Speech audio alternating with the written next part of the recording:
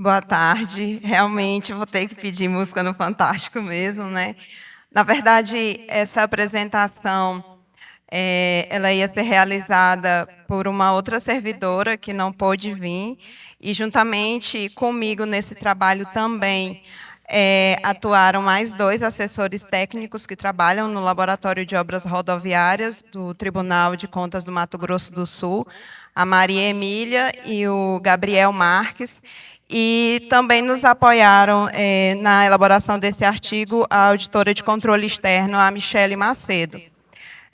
Só que esse trabalho ele foi realizado por uma equipe muito maior, praticamente todos os auditores, toda a equipe de engenharia do Tribunal de Contas do Mato Grosso do Sul atuaram nesse trabalho de levantamento das condições das estradas vicinais que estavam sendo construídas na região do Pantanal.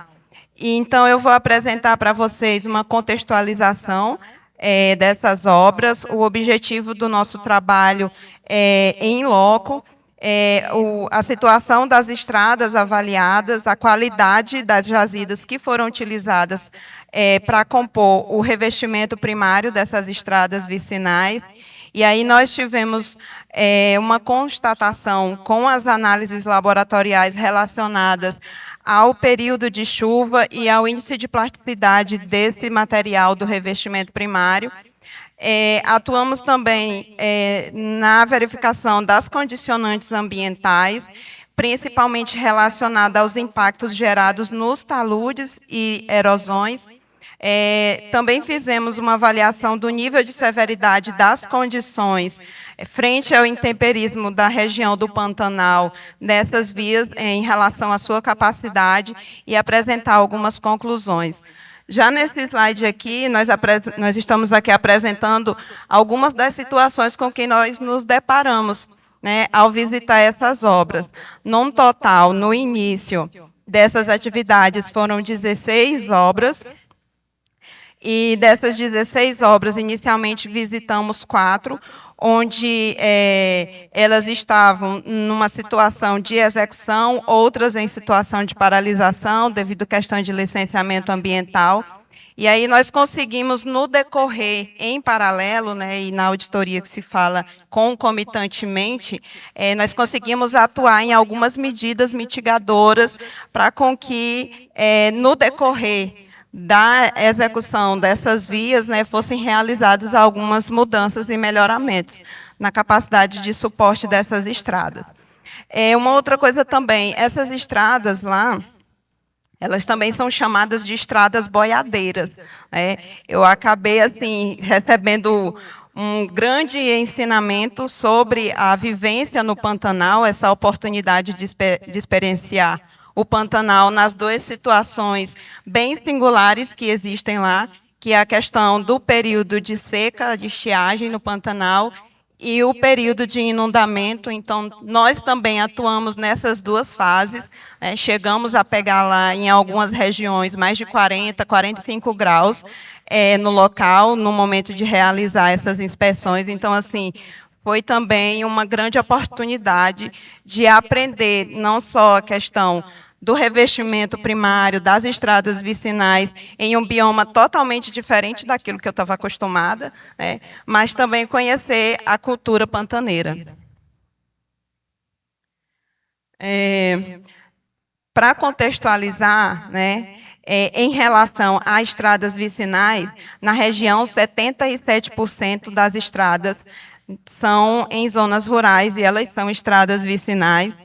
Essas estradas vicinais nas regiões rurais, elas promovem uma integração demográfica muito importante em relação às comunidades indígenas, os povos indígenas, quilombolas, e também entre as fazendas da região. E, frente a essas estradas de terra, nós temos um ponto focal muito delicado, que é a questão da drenagem dessas estradas, né, porque ela constitui um item muito importante, principalmente pela condição geográfica da região em relação à fauna e à flora, e climática também, né? E também as águas conduzidas a partir dessa drenagem, elas refletem a capacidade da via, então ela afeta essa capacidade da via dela se manter durante o período de vida útil desse projeto. Uma forma que nós vimos de poder categorizar essas estradas, elas foram divididas em 4 categorias, a categoria A, categoria B, categoria C e D. Na categoria A, as estradas vicinais, elas são constituídas por agregados naturais de jazidas da região. Na categoria B, essas estradas, a sua superfície, né, o revestimento primário, elas são realizadas, são executadas com agregados superficiais, materiais britados, subprodutos de beneficiamento de minério. Na região de Corumbá, existe lá uma mineradora. Na categoria C, nós temos o revestimento primário com jazidas de solos estabilizados, e essa estabilização pode ser granulométrica, pode ser química. E também a categoria D na verdade, o próprio leito natural dessa estrada. Então, é a condição mais delicada que a gente tem na região. Então, o objetivo do nosso trabalho foi, num primeiro momento, na nossa primeira inspeção, na nossa primeira viagem, foi realizar a coleta do material para analisar a condição geotécnica dos materiais que seriam realizados e executados do revestimento primário, verificar a eficiência da drenagem nas estradas, que elas já estavam dentro do cronograma de execução num momento mais avançado. E um outro objetivo nosso foi classificar o nível de severidade dessas vias, e aí eu vou apresentar para vocês mais na frente os 4 parâmetros que nos permitiram verificar essa questão da severidade das estradas. E promover, né, e aí esse foi o nosso principal objetivo, medidas corretivas e preventivas na qualidade da execução dessas obras. Aqui tem uma vista de como que a gente chegou lá, nessa primeira imagem, na fase em que o Pantanal está iniciando o seu processo de inundação pelos 2 rios.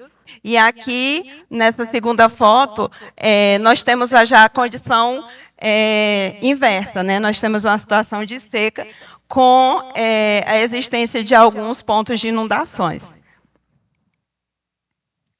Bom, nós avaliamos, para poder trazer aqui para vocês, 4 estradas, né? Estrada 1, estrada 2, a 3 e 4.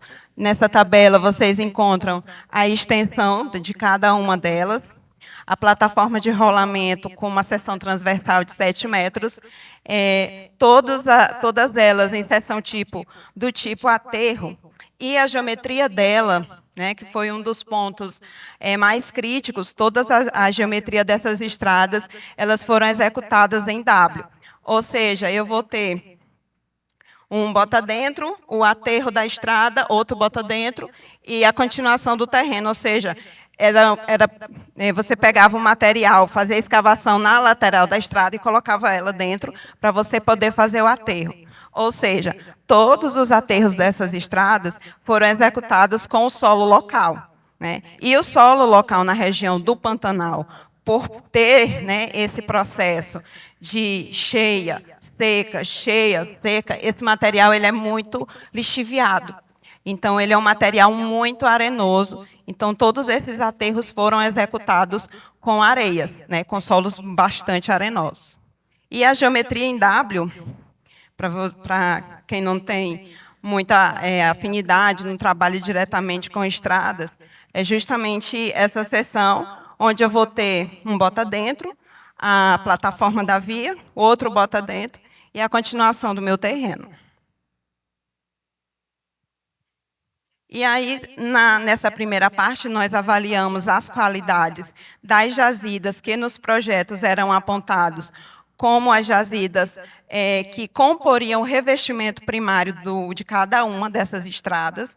E aí realizamos os ensaios de granulometria, os limites de Atterberg, a compactação Proctor, o CBR, porque no projeto o dimensionamento dessas vias e os ensaios que foram realizados para comprovar a qualidade desse material foi o método empírico, e utilizamos a especificação de serviço do DENIT sobre revestimento primário, a 445 de 2023. Então, nessa tabela aqui, nós temos os percentuais passantes nas peneiras 10, 40 e 200. Nós precisávamos dessas peneiras para poder calcular o índice de grupo e verificar se batia com o que tinha no projeto. Os dados de limite de liquidez, os valores de índice de plasticidade e o índice de grupo. Então, com esses dados, nós conseguimos fazer a classificação HRB. Então, a jazida A foi classificada como A24, a jazida B, A26, e a jazida C, um solo A4. Aqui eu destaco os dois índices de grupo das jazidas A e B, né? E aí eu peço que vocês prestem atenção nesse dado. E no percentual passante da jazida C, de praticamente 70% desse material passando nessa peneira. Aqui são os dados dos ensaios de compactação e de granulometria. E aí, com a realização desses ensaios, nós podemos categorizar em qualidade cada uma dessas jazidas, né? A jazida A, ela foi classificada de boa qualidade para subleito, mas não para revestimento primário, né? O CBR dela ali em 20%. A jazida B, ela foi classificada como regular. Ela atende o critério de CBR maior que 20%, maior ou igual que 20% para revestimento primário, segundo as especificações, porém o índice de plasticidade dela é alto. E aí eu vou explicar por que nos chamou a atenção esse IP dela e o quanto que foi um ponto-chave para a gente termos o auxílio dessa especificação de serviço para poder fazer essas categorizações. Deixa eu só voltar bem aqui, que, no caso, após a realização desses ensaios, né, nós percebemos que apenas a jazida B ela atenderia os critérios do DENIT para revestimento primário, ou seja, a jazida A e a jazida C elas não entrariam.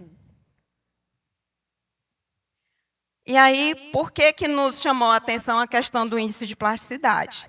Nós estávamos no Pantanal, com estradas pantaneiras sendo executadas em aterro, muitas delas aterros que eram altos, em torno de 2, 3 metros. Na nossa última inspeção, nós chegamos a fazer uma medição de um aterro que era de mais de 4,5 metros. Então, para a gente poder medir a altura desse aterro, foi preciso a gente fazer, né, César?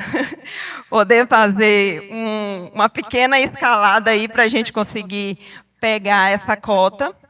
E aí, por que isso nos chamou a atenção? Porque no caso da jazida B, mesmo ela atendendo os critérios, o IP dela, por causa desse IP dela, ela se torna um material que é suscetível às deformações em períodos chuvosos. E aí, como é que eu vou usar esse material em uma região que ela alaga metade do ano inteiro? Você tem 6 meses o Pantanal alagado, outros 6 meses o Pantanal no estado seco. Então, por que isso? Na norma DENIT 445, há um critério de análise e de qualidade do solo relacionando o período de chuva com o índice de plasticidade. E isso é muito importante para as estradas vicinais, porque elas não possuem uma cobertura superficial que não seja o próprio material de revestimento primário. Em relação aos problemas ambientais, então, nós destacamos a questão da supressão vegetal mal armazenada nas obras que estavam em andamento, a questão também de obstrução de bueiros e sarjetas que, com o decorrer do tempo, causava processos de erodibilidade do corpo estradal, Uma outra coisa também, em pontos que nós conseguimos verificar a falta de drenagem relacionada a bueiros, no período de alagamento, nós conseguimos identificar melhor, então havia aí um barramento das vazantes.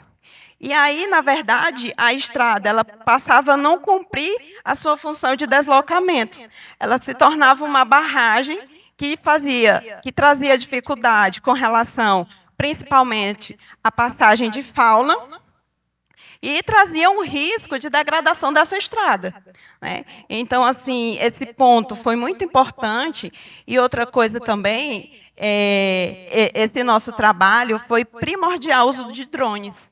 Então, se nós não tivéssemos drones e trabalhado com sensoriamento remoto, ou seja, acessar pontos na estrada na região do Pantanal, onde nós não conseguíamos chegar lá, e possuir um recurso que nos garantisse imagens para realizar essas constatações, então, assim, a gente não ia conseguir ter uma visão mais ampla da condição dessas estradas na região.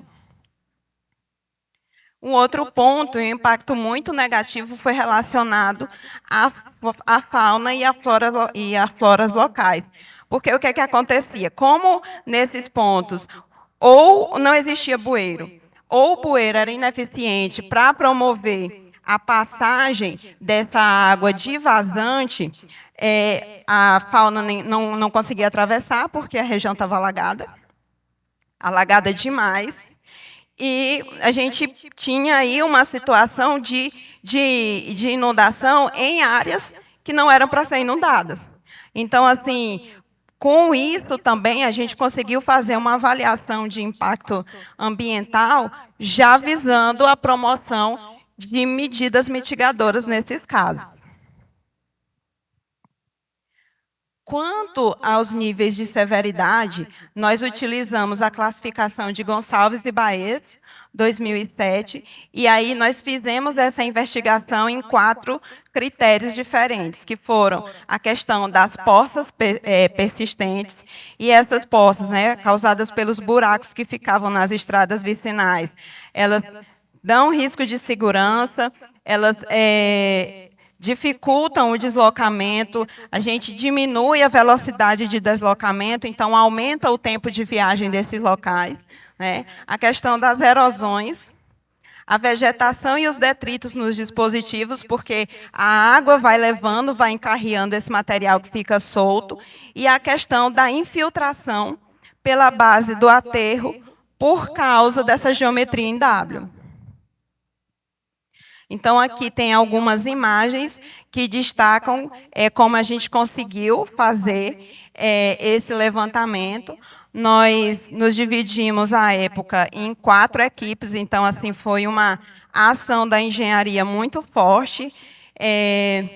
Saíram 4 equipes para 4 locais diferentes na região do Mato Grosso do Sul, e essas equipes passaram por um treinamento antes. Tipo assim, passamos uma semana fazendo essas análises e verificando essas condições para podermos, então, a gente ter, assim, um panorama da condição dessas vias. Então, o que é que a gente destacou lá? A questão das erosões, por causa desse efeito do intemperismo e dessa questão do material de aterro ser arenoso. Essa infiltração pela base dos aterros por falta de proteção desses taludes, e aí o principal tipo de erosão que nós destacamos foi a questão do surgimento de vossorocas no corpo estradal, em que em alguns locais praticamente tomava toda a seção transversal da via. As poças persistentes, porque alguns materiais muito argilosos, como vocês viram, material passante na peneira 200, maior que em torno de 60%, maior que 60%. Então, esse material argiloso, a permeabilidade dele é muito baixa, então fica muito mais tempo aquela água no local, mesmo no período de seca. e a vegetação e os detritos nos dispositivos de drenagem, que ocorria o entupimento. Isso aqui foi muito importante por conta que nós verificamos que, além de prejudicar a passagem da fauna, porque o aterro era muito alto, é muito alto, também promovia ali uma situação de concentração de água quando no período chuvoso. O problema nos taludes foi verificado principalmente a falta aí de proteção, por conta de que a maior parte desse material dos aterros era uma areia fina, com um inchamento acima e quase com 2% do valor de inchamento dessa areia, o que proporcionava erosões severas, tanto nos taludes como que chegava até o revestimento primário, então no corpo estradal. E isso, em alguns locais, nós verificamos o colapso parcial, vocês podem ver aqui nessa segunda foto aqui abaixo, né, da plataforma de rolamento, o que inviabilizava a passagem de tráfego e de pessoas nesses pontos. E o que é que acontecia? As pessoas desciam, passavam por baixo. Elas desciam o aterro, elas desciam a estrada e davam a volta por baixo. Então, a estrada construída, né, ou na fase de construção, ela já não tinha mais o objetivo e você ainda não tinha nem concluído essa obra. Né? Então, assim, perdia totalmente o nexo com relação ao objetivo de você construir uma estrada no local. E, principalmente, a falta dos dispositivos adequados de drenagem, que nós conseguimos realizar por verificação in loco e com a utilização de drones.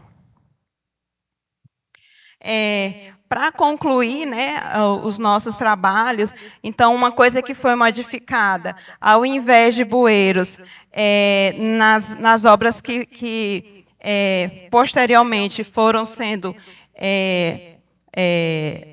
construídas na região do Pantanal, em substituição aos bueiros, foram colocados aduelas, que permitia uma passagem de fauna, de animais de tamanhos diferentes, então, isso permitia o deslocamento livre dos animais. Nós tivemos a diminuição, principalmente dentro na parte do revestimento primário, dos afundamentos de trilha de roda e das poças. Essa foto, para mim, ela é muito icônica, porque ela mostra duas condições muito reais, né, em um mesmo momento no Pantanal, que é a estrada no meio, né, e como que a estrada ela muda, né, o cenário de uma região. Você tem uma área totalmente com vegetação e no mesmo local você tem ali uma visão de meio como se fosse uma estiagem, né, só o material exposto, só o solo exposto. Aqui já são algumas imagens das situações que nós destacamos com relação à colocação de bueiros para fazer a manutenção dessas vazantes e permitir a passagem da água e a manutenção das estradas. Aqui eu vou abrir só um adendo, minha querida moderadora, para promover a divulgação do nosso curso, que foi elaborado na Escola de Contas, com apoio da Escola de Contas, do Tribunal de Contas do Mato Grosso do Sul, e a equipe de engenharia, a divisão de engenharia, também lá do tribunal e do laboratório, do labor. Nós elaboramos um curso referente às atualizações da norma DENIT. Tivemos o Luiz Guilherme, hoje pela manhã.